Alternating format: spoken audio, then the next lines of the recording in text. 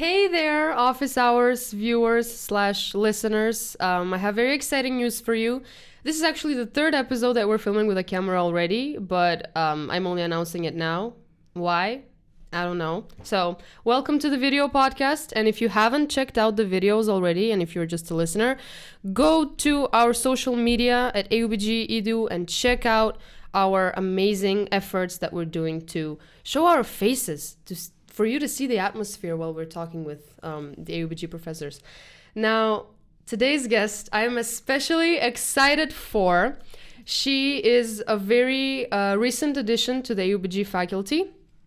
She was an executive producer at BTV Media Group, a news director at Nova TV, which are, by the way, the biggest Bulgarian media news groups, TV outlets. Wow, I messed up the terminology, but you can correct me later. She was teaching at the University of Tennessee and Western Illinois, and we are now proud to claim her as AUBG property, as an AUBG professor. She's teaching digital storytelling and mobile MoJo, making journalism with a mobile phone.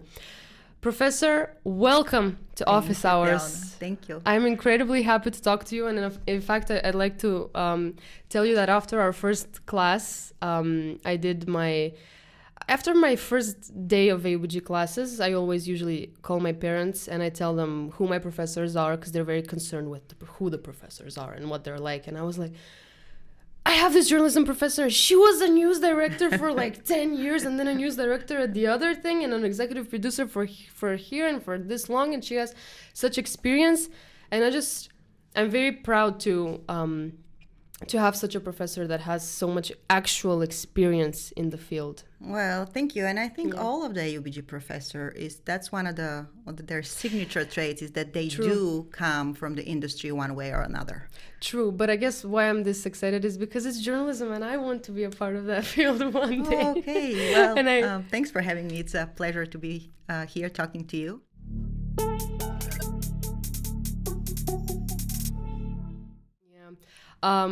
I'm very curious to hear about how you ended up in AUBG. So for me, this was kind of coming home. The funny thing about my career trajectory is that my whole industry experience is in Bulgaria only. But then my whole teaching experience up until last fall was in the United States. So I was somebody who was never actually able, up until AUBG, to marry my teaching with my practice, just because at the University of Tennessee and Western Illinois, my students valued experience just as much as you do.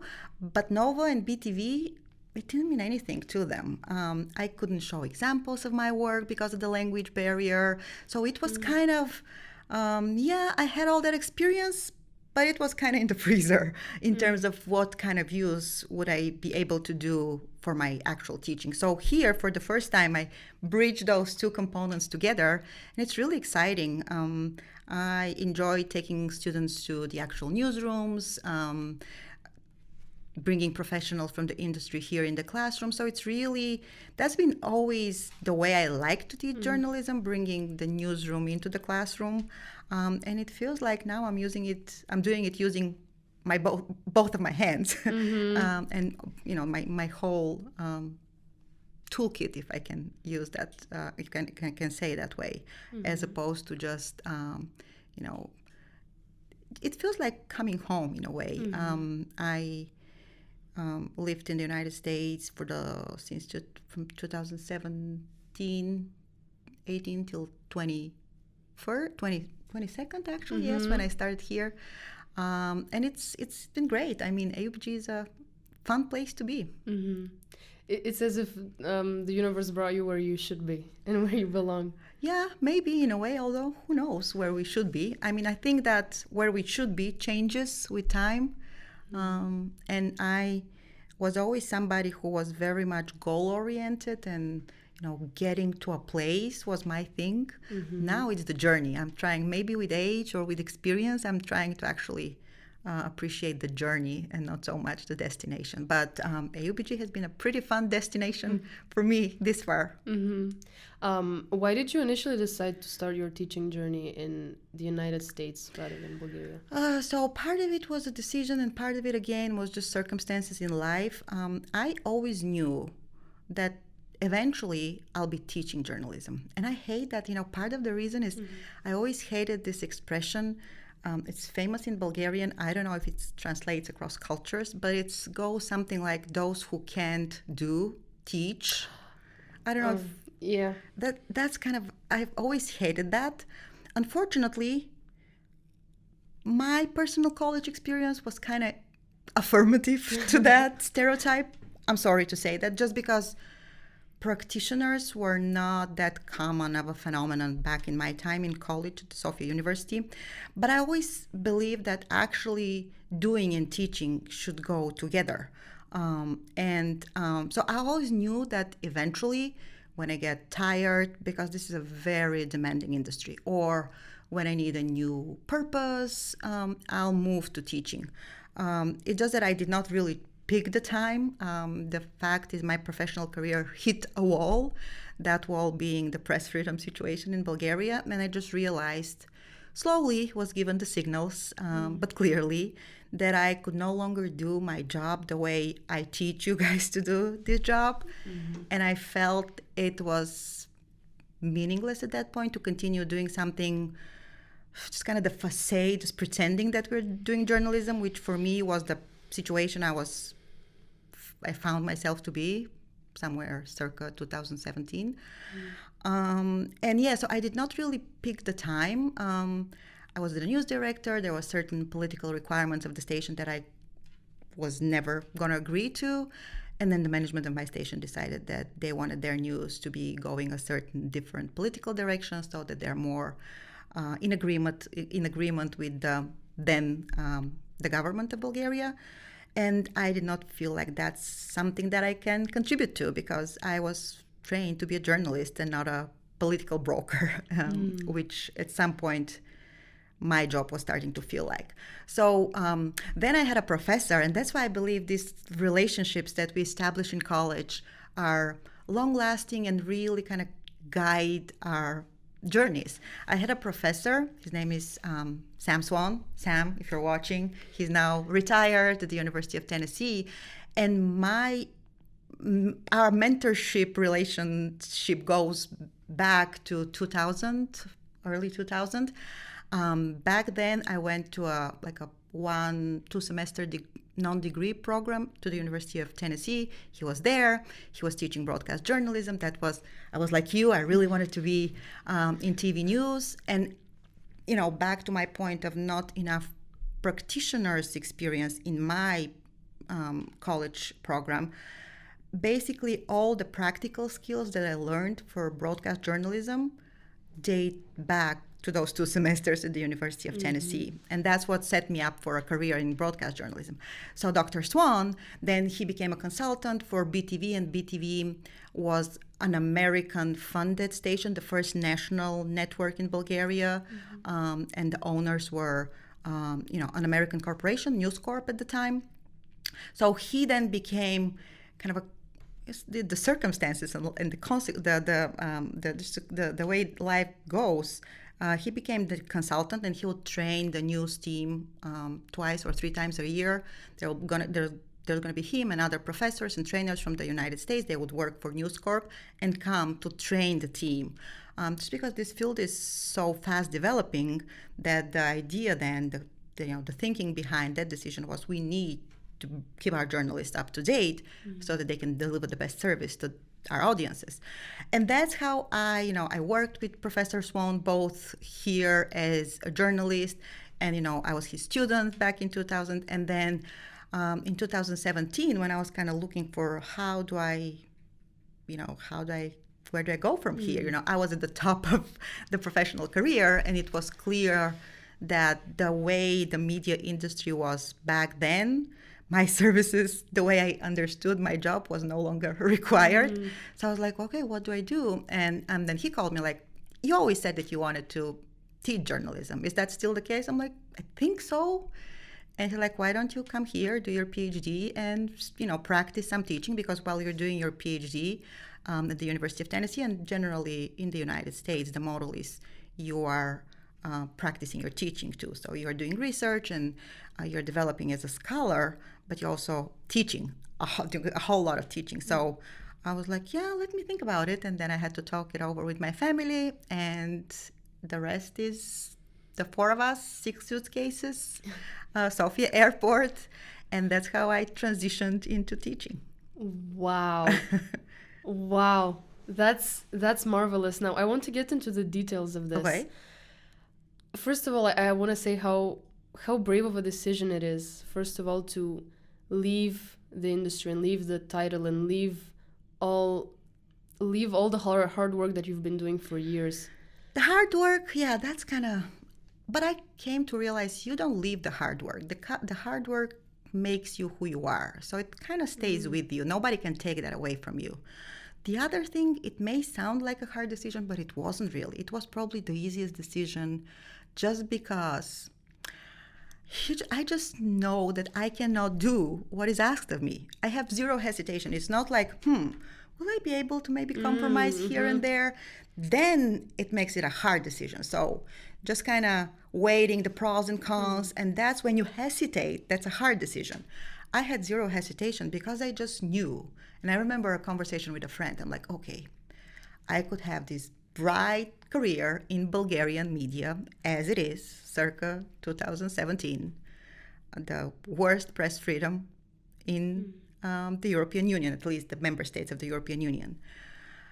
But I think I'll have to compromise something that gives me my sleep at night. I have to lose my sleep, and I don't want to lose my sleep. I don't want to lose the ability to, spend time with my kids and enjoy life. I don't want that. It's not worth. No career is worth that.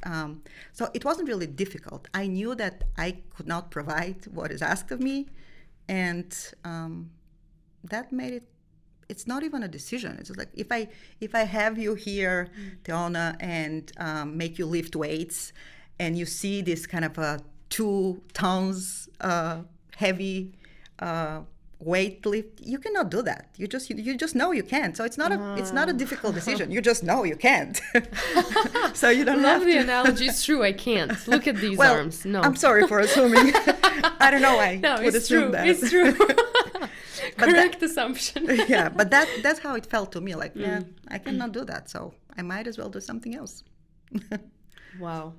Okay, but again, because the acknowledgement of you not being able to do this means a drastic change and means this crossroad in life. And how did you handle that? You sort of gave a hint in your previous answers, but knowing that, okay, now I'm leaving. Now what? How long was that period in between figuring out? Oh, it was probably around a year. When I was really, it probably make it sound too easy now, but there was definitely a sense of this is not fair, and a sense of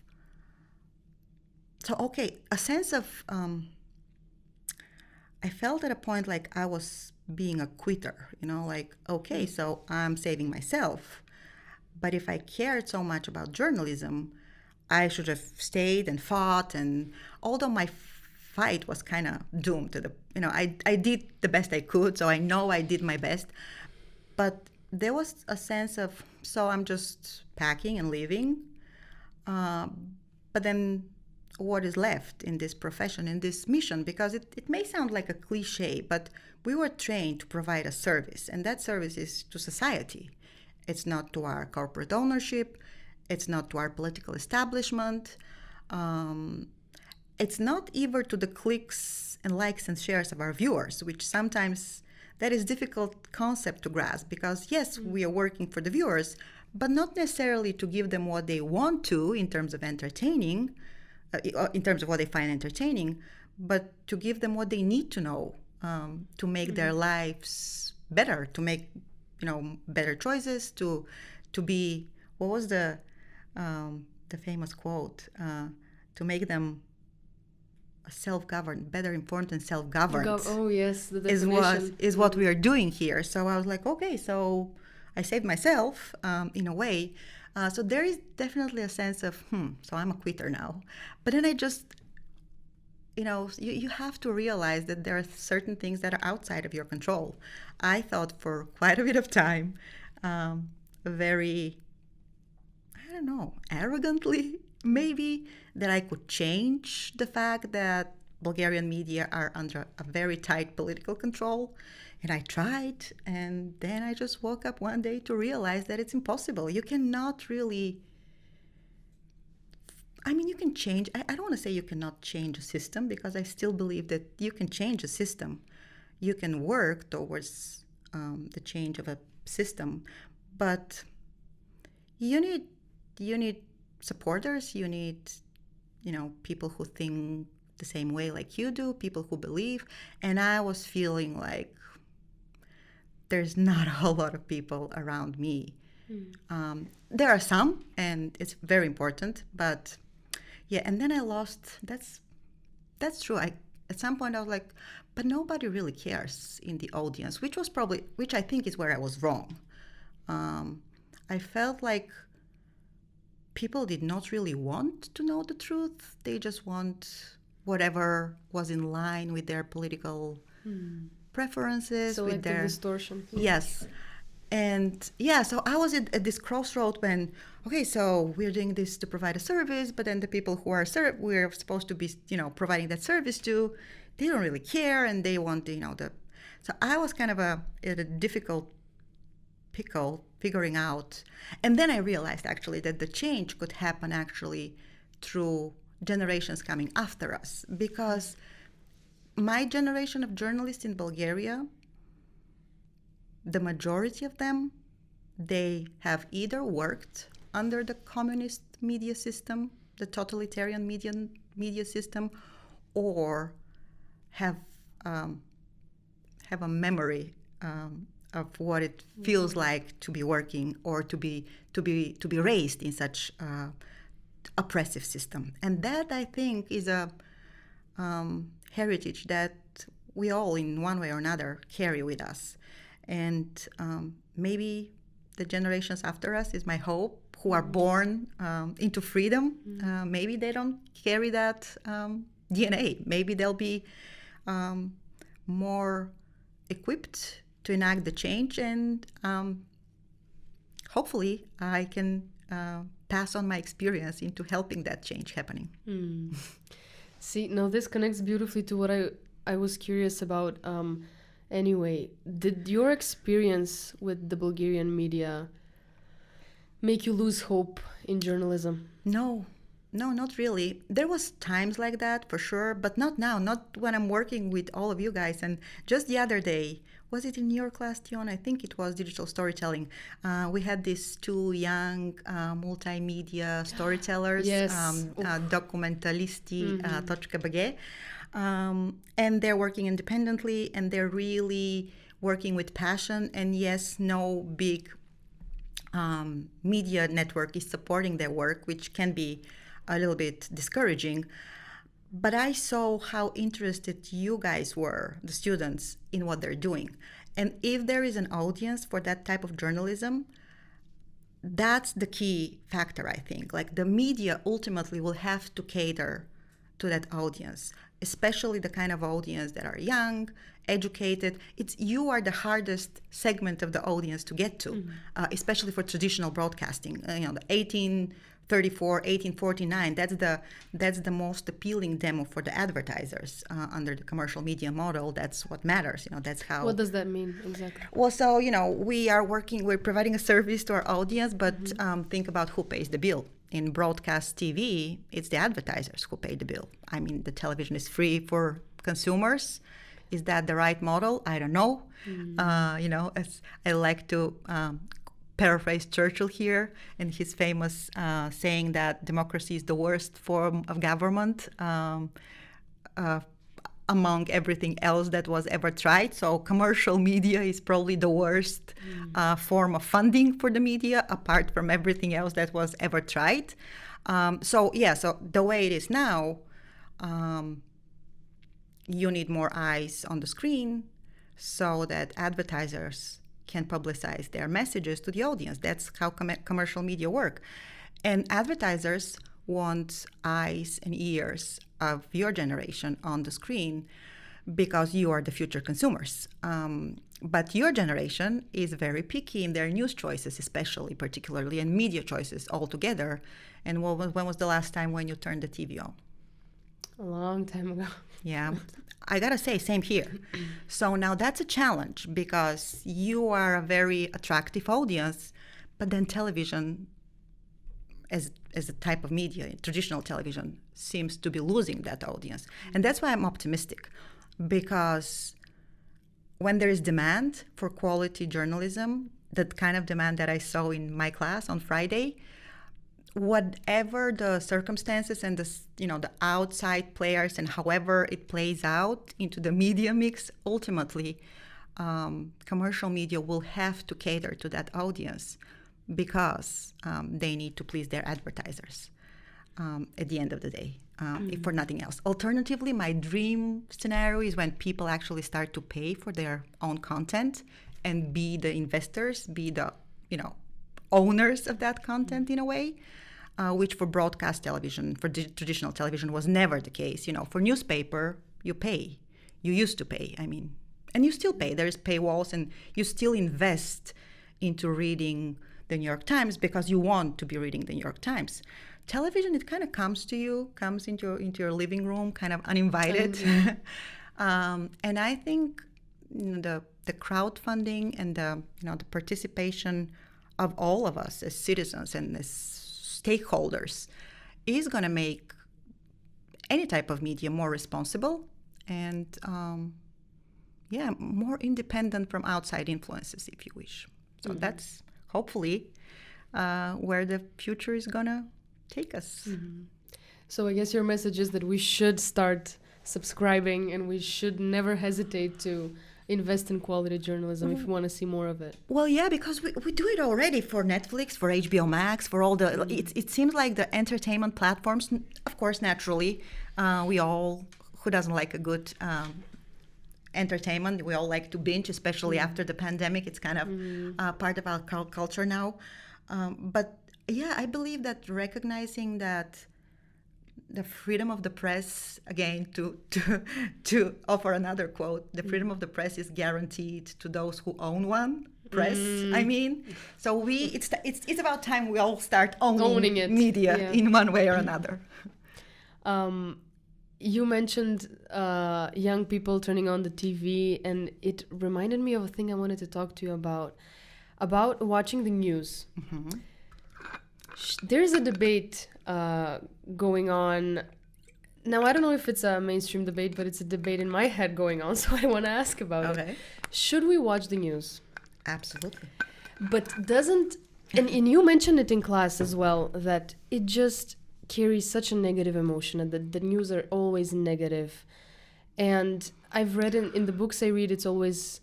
avoid the news, because then you think about it the entire day and you think the world is really a terrible place, and that you're just left with this negative emotion. And so the more you're exposed to such negative news, the worse you feel. And so I'm like, why would I do that? So I just don't read the news. Am I a horrible person? No. There's a whole lot that you're saying here. So of course nobody, unless there is some sort of psychological condition, nobody wants to be constantly bombarded by bad news, and we are vulnerable creatures. We want to experience positive emotions. It's just that part of what you're saying is that, but another part I hear you say is we're just more inclined towards easy entertainment. And that's all good. Entertainment is all fine, but we all have a responsibility to a civic responsibility, like in your house, because we constantly complain of the news being negative, but we also constantly complain that nothing is the way it's supposed to be in our society, that there's this happening and this issue going on, and the politicians are all crooked, and and we keep complaining and for a good reason most of the time, oftentimes. But it's like in your house, unless you throw the trash occasionally, clean up and take a shower, it's gonna get stinky. So the same in the society. We have the responsibility to do the chores in the society as citizens, and the main chore being go vote. So unless you watch the news, unless you know what's going on, how would you exercise that duty? And it is a duty.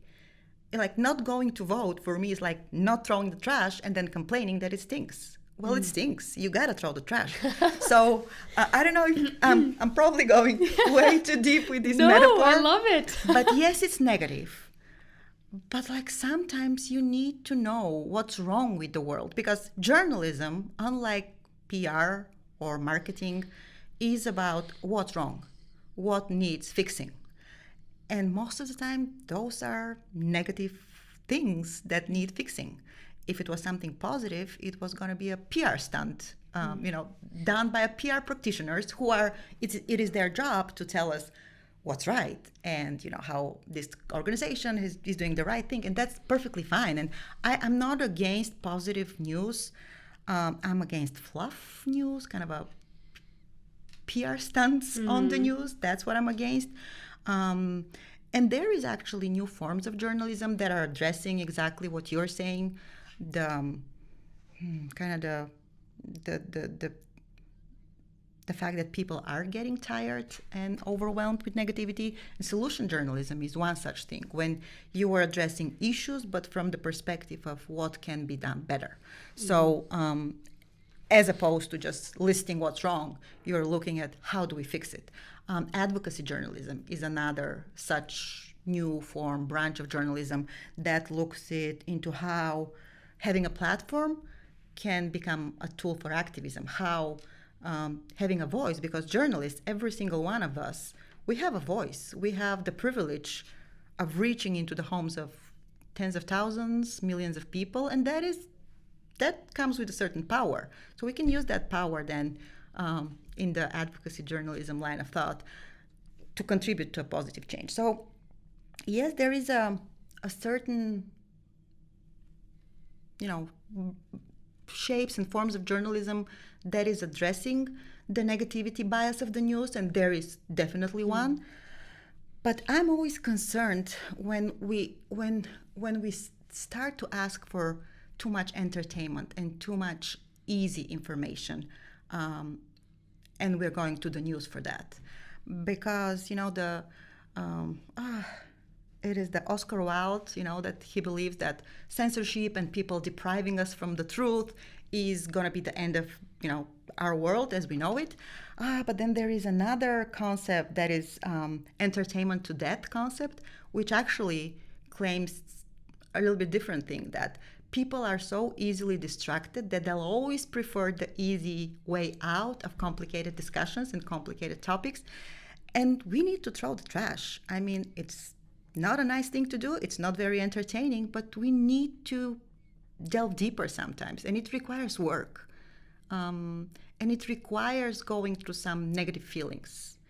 But we just have to do it. And it's the journalism's job, the journalism's place to be doing that, to be having those conversations, I think. To spread awareness. How did you handle those negative emotions daily for years? What is it like being behind the scenes of those negative emotions and news? Okay, let's not call them negative emotions. What's it like first dealing with the negative emotions for news, and then what's it like being behind the scenes overall? Okay, well, I'll be really honest. Oftentimes we journalists get blamed for being cynical and not being sensitive enough. And there is a sense of burnout that you can get to that point. Because think about this way. Everything that is bad and is happening today, if I'm in the newsroom, I'm going to know about it the minute it happens. And that does develop a certain sort of cynicism. And it's important that you're aware of that and you take certain trainings and just kind of try to keep your sensitivity intact. Just because we develop kind of how medical doctors, if they're really, really soft and touchy about the surgery that they're performing. They're less credible. Yeah, it distracts them. So sometimes journalists, especially in a breaking news situation, I've seen that, I felt that happen to me. You became like a robot, so you just need to get to the control room, get the air going, get the remote track working. You need to talk to your reporter, feed them the information. You need to get the information from them, and there is so much, mostly technical work, but also, ensuring that you get your facts straight, that you are being sensitive with the subjects on the scene. You are really operating under a very automatic mode. And I've had many times when I'll be in the control room, this is where, with all the monitors and all the live buttons. feeds, yes, all the buttons and all the live feeds coming in, and I will be just executing, hence the word executive producer. You'll be executing the news coverage. I remember there was a flooding in Asporuhovo, I don't know, several years back. And I was there for like 6, 7, 8 hours. I don't know how many hours in the control room, just kind of, broadcasting this, and covering the situation live. And then I went, and you'll see those tragic sides, and you'll hear those people who have lost everything. And even now I'm getting emotional when I'm telling you this, but not in a control room. In a control room, I'm like, 2:30, next coverage, do we have the package? No, we don't. Honestly, it probably sounds terrible, but it makes sense. But you have to do that because you need to know, and you have to take split-second decisions. And if you don't have the package edited on time, then you have to think 2 steps forward as to what am I doing next? Do I have a conversation in the studio, or what? So you have such a huge puzzle to play with. In a matter of speaking, that I would go home and I'll put the news on with my family, and that's when it's gonna hit me. I'll see the people who have lost their homes, and the mother who is taking her child, and then I'll be the mother at home, yes, and then I'll sometimes catch the insensitive questions that we sometimes ask as journalists, just because we are there, and we kind of develop a certain level of normalization to the whole situation, and it's not okay. You have to be aware of that, and you have to work against that and recognize, that type of burnout that you ultimately go through. But I remember that very distinct feeling of I'm one person in the control room, and then it just hits me when I sit in front of the television as an audience member, and when I have my kids next to me, and I can feel what it was that I was covering all day long. But when you're covering it, it's like performing a surgery almost. And that's why ethical discussions is so important, because ethical mistakes and oversights happen exactly, I think, not because journalists are bad people, but they're overworked on many occasions. They're overstressed. It's a huge demand for crazy deadlines, a lot of you have to kind of operate, especially in this day and age, on multiple platforms. So you have to prepare your package for 7 o'clock, but also do a live shot for noon, but also be on social media and report instantly where are you and what's going on, and also write an article for the website. So it's not to justify when you see something and you really get upset with journalists doing that. It's just to try to give you the backstory.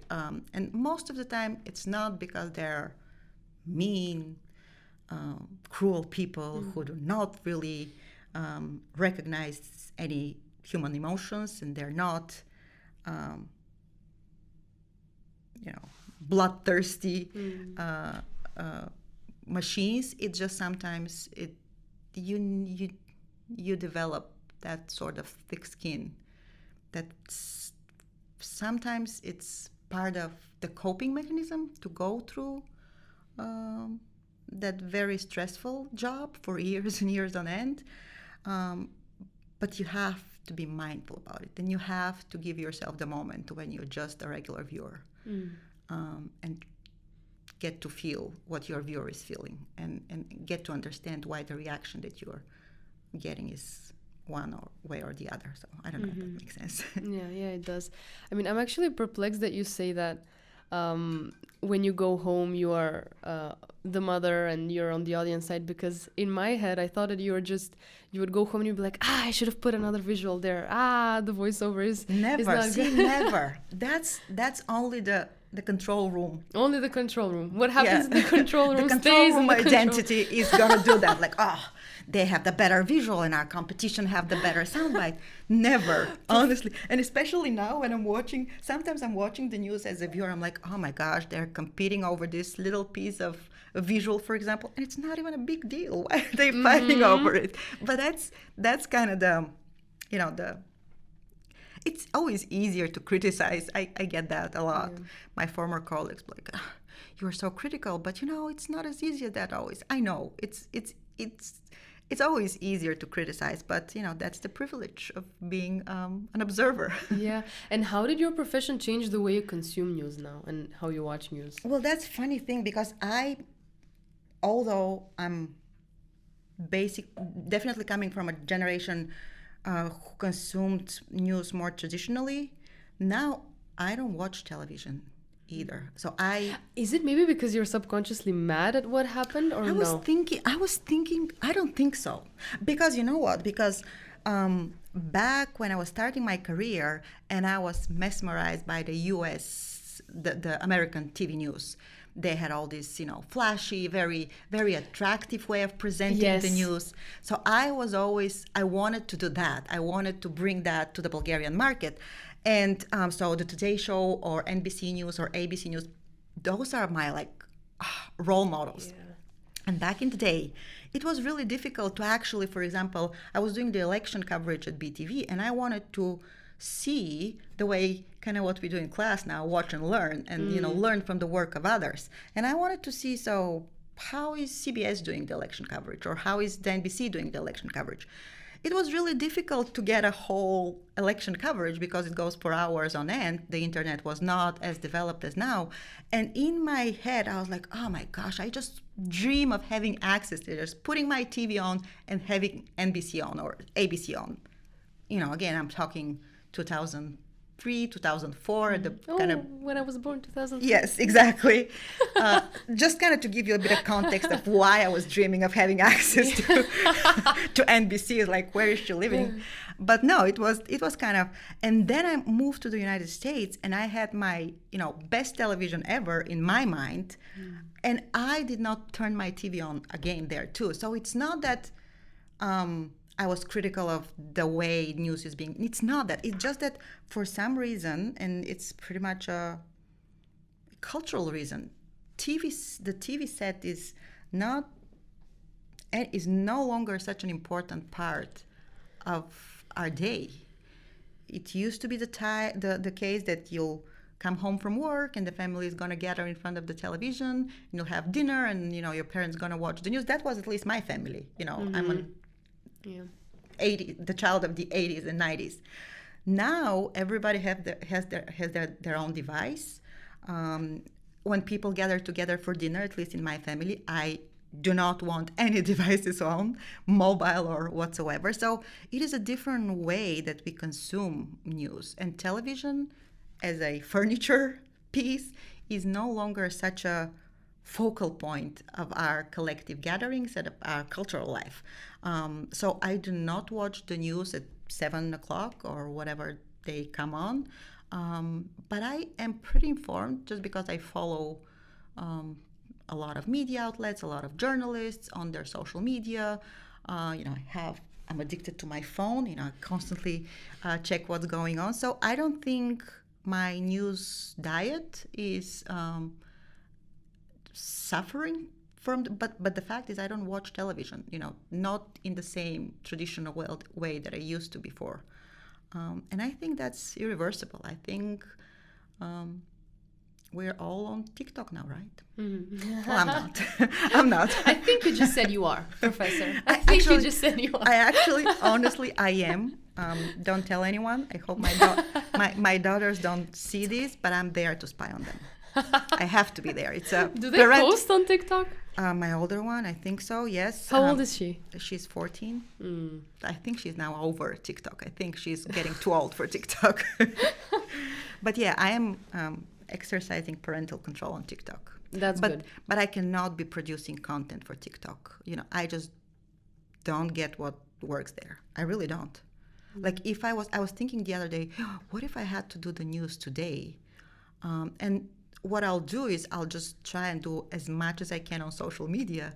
But honestly, if I had to do the news for TikTok, I don't know how to do that. I don't know what the audience there is like. What do they care about? Like how do you serve that audience, which is very different. So I guess audience research helps, but also young people. And that's why I think the media outlets have to be really forward thinking into hiring young people and having them serve as this generational liaison, if you want to take it, and having their professionalism and the fact that they get that audience and speak their language, so that the news and the chore that we all have to do translates to the younger generations. Because civic disengagement and the fact that young people vote in shrinking numbers is a big issue. Professor, doesn't it discourage you that TV as a traditional outlet makes journalism sort of lose its power that it had, and that, as you say, youngsters now are more on TikTok, where they would rather watch a 7-second funny clip of a dog or whatever rather than consuming the news? Yeah, in a way. But see, the thing is, TikTok is just a platform. Same way, when I ask my students, where do you get your news from, and they say, well, nowhere. Well, they say, I there was a response once, Snapchat. I'm like, really? There's What? news on Snapchat? I checked. It's not news. Whatever they were referring to. See, we don't even know the definition of news. Really? No, I mean, if somebody said Snapchat as an answer to but where you get your news from. I think you're right, because now everything is so blurred. Exactly.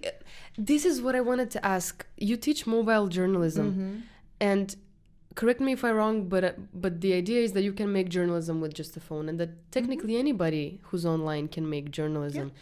And isn't that discouraging, and isn't that bad in a way? Or is it more encouraging because many more people can? Well, so it's more inclusive. It's definitely democratizing the field that's been heavily concentrated in the hands of very few, talking about the media model. You have, in the United States, even in the United States, which is a much mature and a much better developed market than Bulgaria, you have 7 or 9 corporations controlling for 90% of the media coverage of that 400 million people, what they know about the world and how to get to experience the world via the media.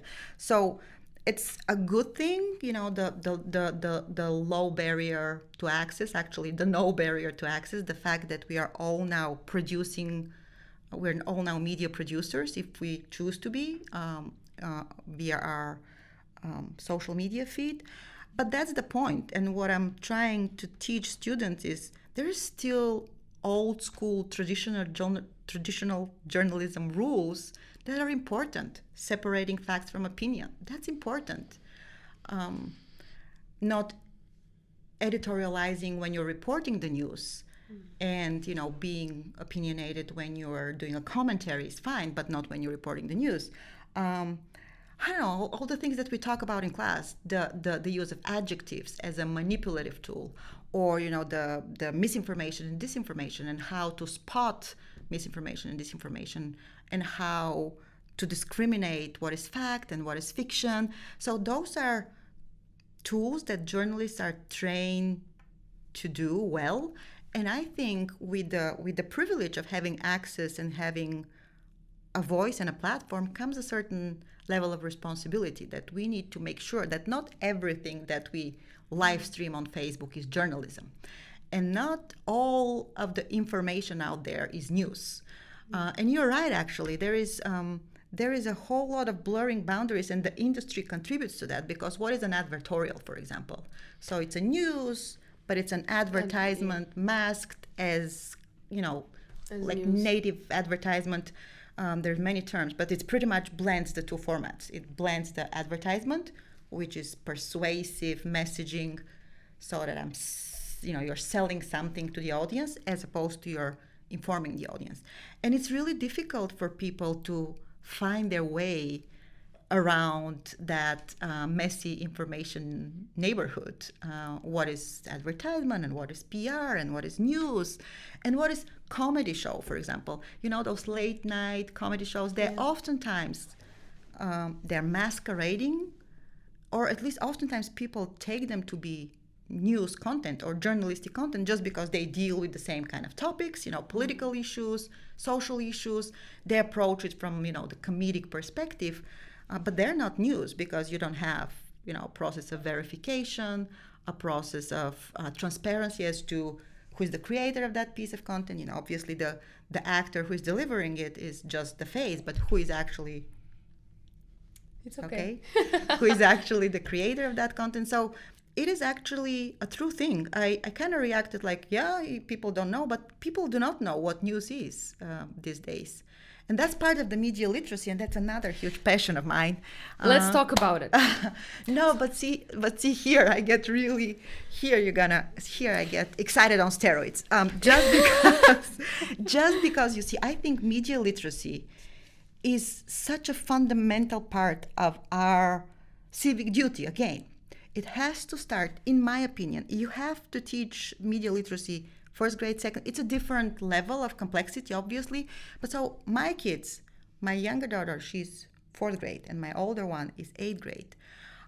And they know all about the type of soils and about, the highest, which is the highest peak in China. Like there is no Google map for that. The beauty of which is, I'm not against, academic and I'm actually a little bit against encyclopedic knowledge because, there is AI. So how do we compete with that? But the thing is, they don't teach you at school how to discriminate fact from opinion. They don't teach you at school how to recognize if on Instagram it's an advertisement that you're scrolling over or it's actually a valid, verified, journalistically sound information. And that's, I think, dangerous because my kids are not going to be, or a lot of kids are not going to end up producing tomatoes or whatever, agricultural, occupation you need to have, and for which you need to know the type of soils, which is something that they spend a whole semester studying.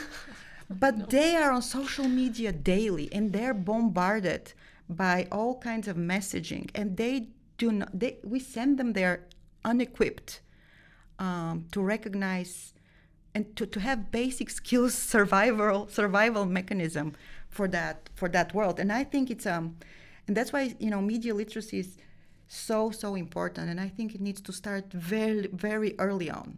Just because we are living in a mediated world. And it starts much earlier. Back in my day, really, now you're going to think that I'm really old, which is part of it is true. No.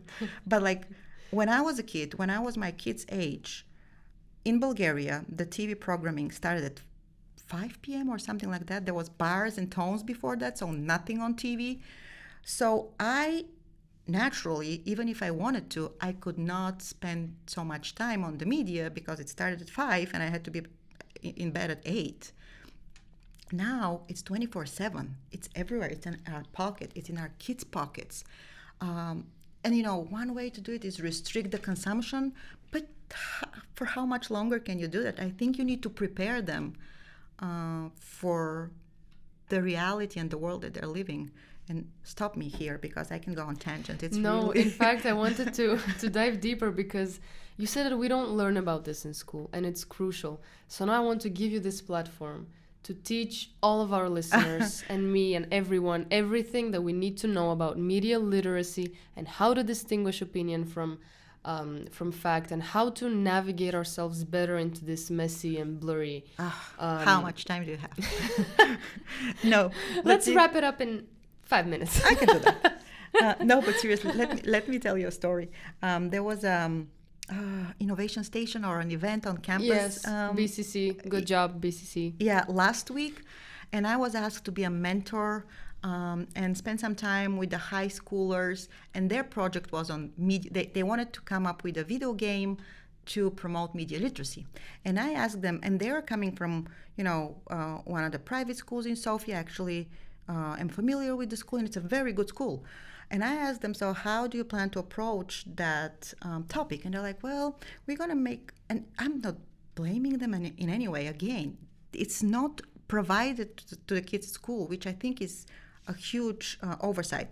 They're like, well, we're going to make a video game, and the video game is going to teach, the players how to read a newspaper and how to know, the editorial at the end when, the names of the publishers need to be listed. And we're going to navigate them through a newspaper and get them to, more to engage with the newspaper in a more educated, media literate way. And I'm like, how many of you guys read the newspapers? They're like 12th grade. They're like, none of them, obviously. I'm like, how many of your parents are reading the newspaper? And they're like, well, I've never seen that. Maybe on their web, like on their computer. Obviously, we don't have that.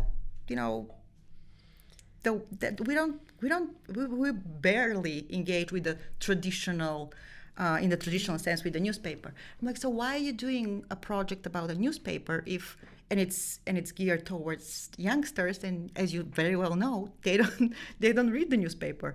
And the kids were like, well, but it's a media literacy project, so it has to do with the media. And I think that's the first mistake.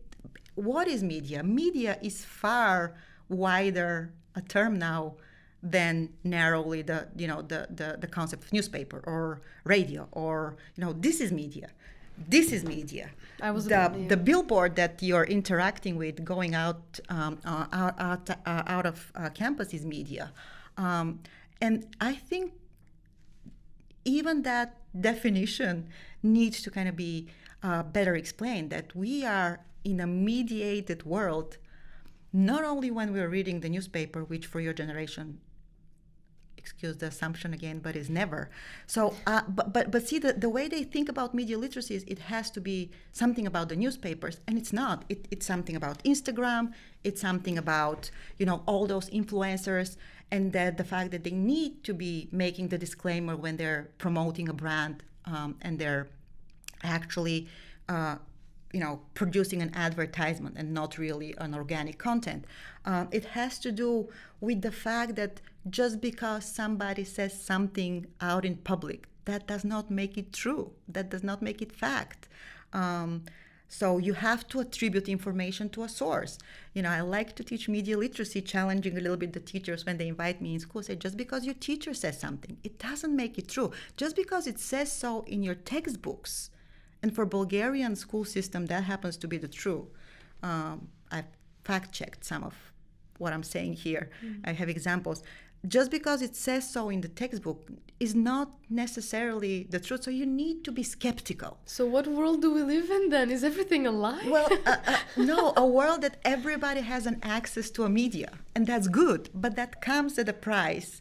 Well, a lot of misconceptions can find their way into including mainstream media, much less social media. So just being skeptical, which is again something that is not very deeply engraved in our culture, especially our education. We have the didactic model of the teacher says and the students follow. And that's contradictive to media literacy, because what media literacy and critical thinking want from us is to question and to doubt and to challenge. And it's see how much broader it is than just how to read a newspaper. I see a pattern. Maybe we've been trained that way since we were young. What you say with the deductive way of teaching, just to follow, so that we're more susceptible to the traditional media, to the people who want to influence. Or is this too much of a no. What was the word? Conspiracy theory.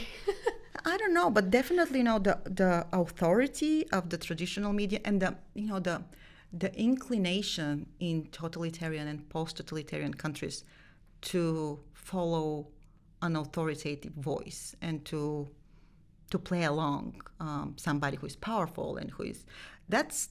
But again, the educational system needs to counter that because we are raising kids who are not born in communism, they're not.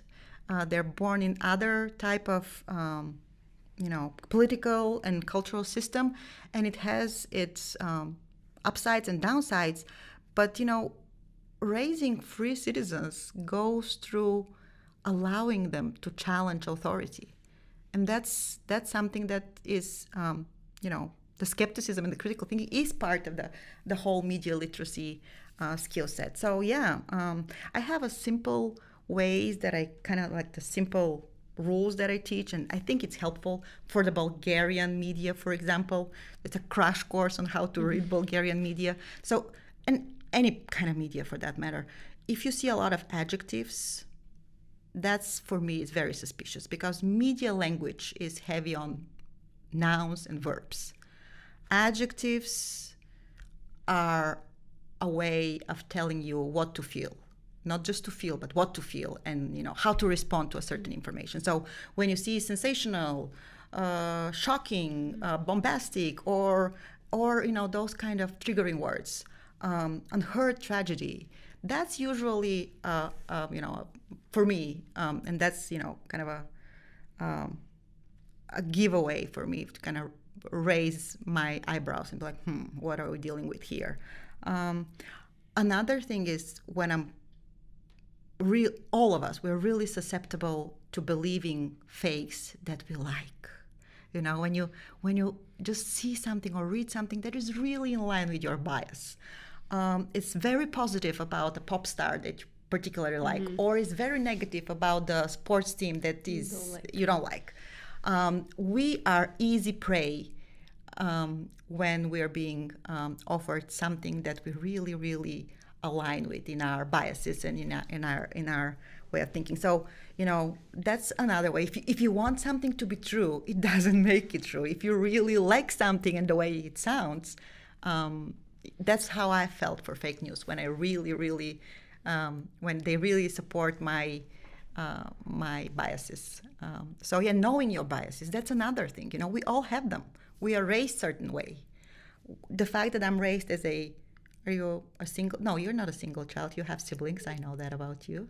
Yes, I have an older sister. Yeah, but that's also kind of shapes how we see the world. Definitely. If we are a younger child or an older child, if we're a single child, if we're born, our gender, our cultural inheritance, it all shapes our race. It all shapes how we see the world. So. So much with the objectivity, I'm just telling you for what it is. Objectivity doesn't exist. Yeah. But, just being educated and mindful of your biases is also very helpful.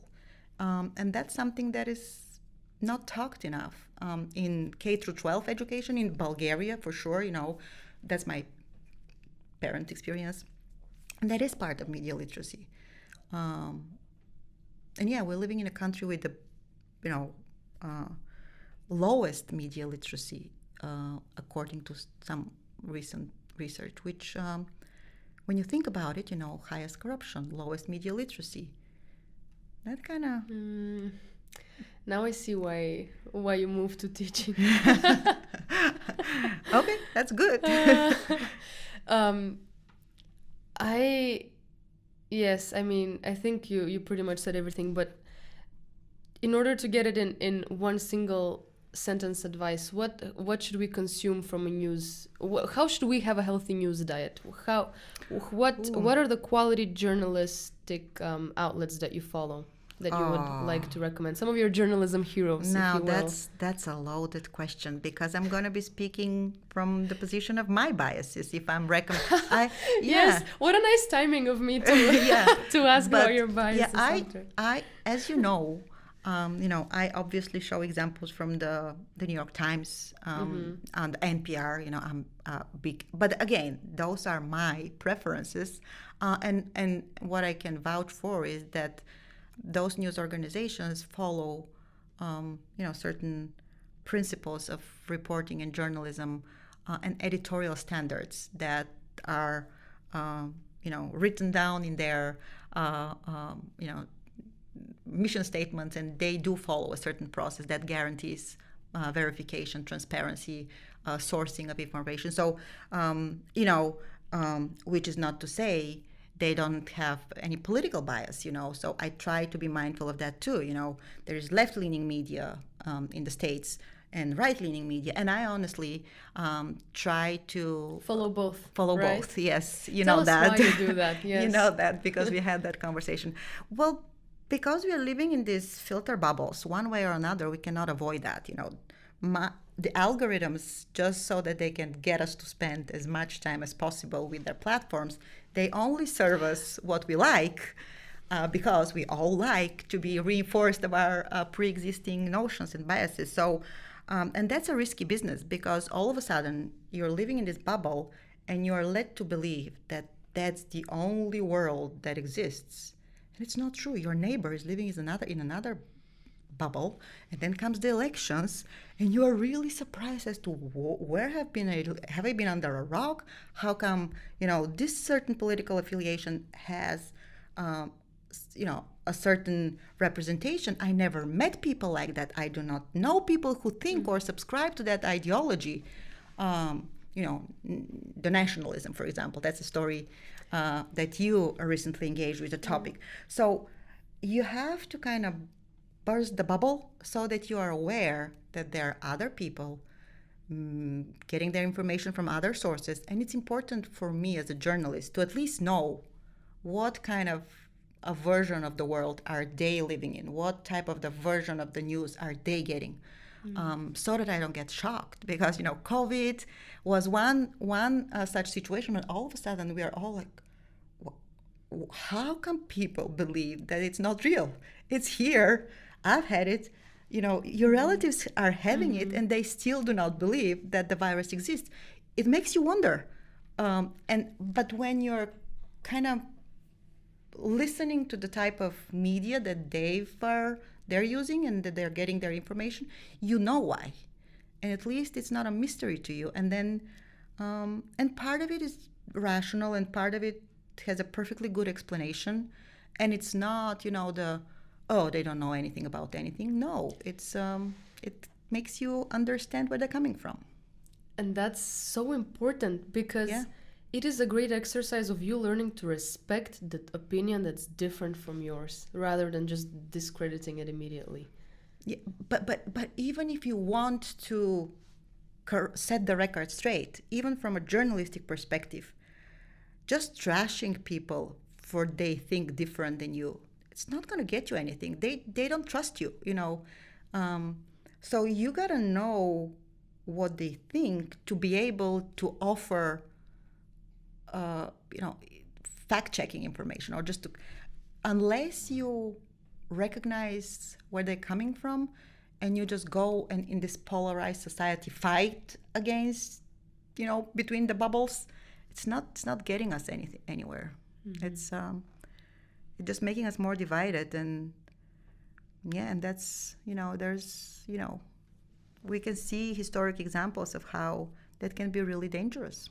The January 6th, the Capitol event in the United States, for example, is one such instance where the oldest democracy in the world, all of a sudden, I was there and looking those events, and I'm like, it looks like Bulgaria in the 90s, just because people were so divided and they were following their own media agenda and political agenda, failing to recognize that it's not absolute. And even though facts are absolute, even when you try to get people to look and believe the facts, you have to do it with in a respectful manner, and knowing why are they having an alternative set of facts, to be able to counter that. You need to know where they're coming from, as opposed to just disregarding them as they don't know anything about anything. I don't like that approach. Mm-hmm. Wow, you're going to change how everybody feels about media and media consumption and politics, and respecting other people's with opinions. This podcast, Tiana. That's what we're doing. We are going to change the world. Okay. Starting are we by done changing yet? the AUBG campus. Are you bored yet? No, Do you I want to mean- leave? No. But I mean, changing the world. How much time do we give ourselves? What is the time frame for that? I need to have a clear outcome. We're gonna be done changing the world in 30 minutes. Okay. I want to circle back to what you said about you having a different identity in the newsroom. I'm dying to know what Darina was like back then in the newsroom. We now know Professor Sarelska, but I want to know Darina in the newsroom. Okay, tell me about Professor Sarelska and I'll tell you how is she different than... She's this very sweet professor. See, nobody in the industry will ever believe you when you say that. That's exactly why I wanted to ask. I want to know. No, but would you say, honestly, challenge the authority here? Come on, be the critical thinker. No, I know yes, you are. that's why before starting to record, I told you that I'm so excited to talk to you because you're just so easy to talk to and you're so approachable. Okay, but would you say I'm demanding? Yes. Okay, so that's one thing that's consistent. Okay, so I got the highest grade in my class and it's 182 out of 200. Yeah. And you said it, and you had you were like, well done, this is a great story. But for me, but but there is never a perfect story. It is a great story, but it's not a perfect story. And when I say that, I don't believe in perfect stories. I believe that you can always strive for better. Then, that being said, we are in a situation when you're just learning how to be professional. So I really, and especially this is a provisional grade. I do that because if you get a 100 out of a 200, like 100% grade, you're gonna be like, yeah, and I want you to push forward because no story is the perfect story. It can always be better. It's gonna be published on the New York Times, and it can always be better. I like that. Okay, Professor, I'm gonna revise. I'm gonna resubmit. But ask. I think I don't know. At least the professionals that I've talked to, they'll get a award for a piece, and I'm like, yeah, and I wish I had more time to do that. And this is actually not very good. Am I right, Jan-Lik? An award-winning storyteller sitting behind the camera, and people will be excited. So the thing you said that, we do that for the audience, but we are our worst critics, and it's supposed to be that way.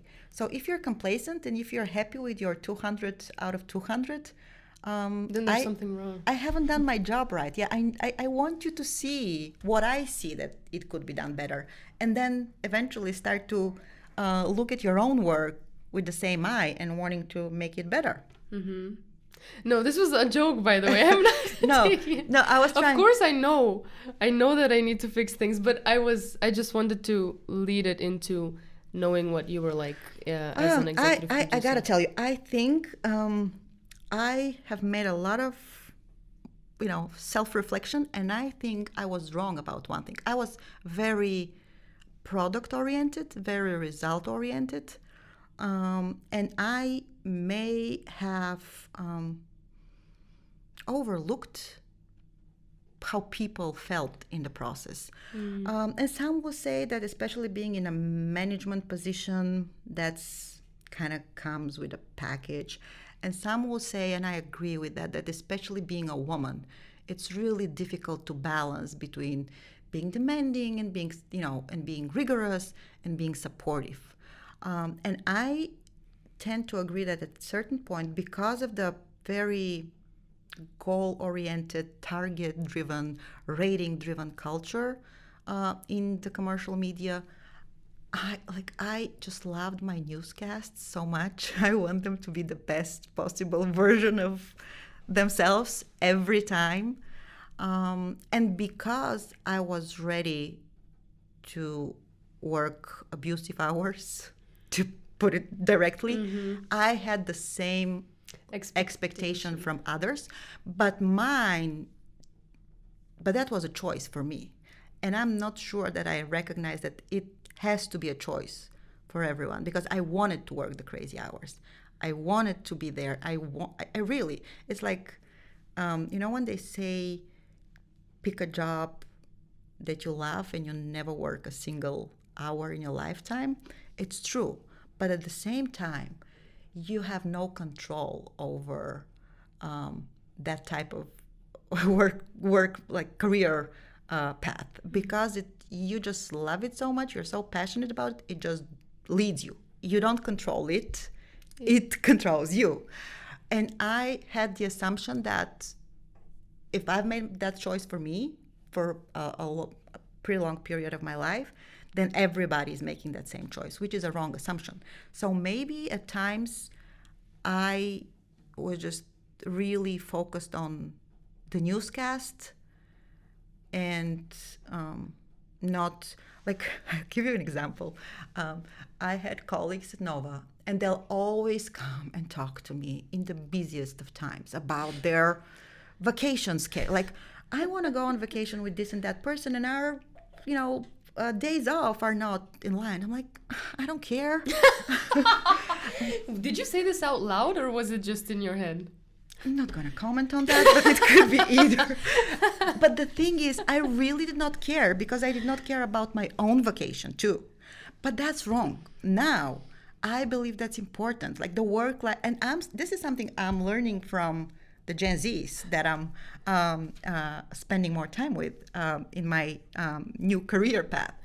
Work-life balance is important. Being happy and enjoying yourself is as important as being successful. That is something that I kind of got there. It took me a while, but I really believe that now. So I guess that's the kind of change that my colleagues from the industry are finding hard to buy and believe.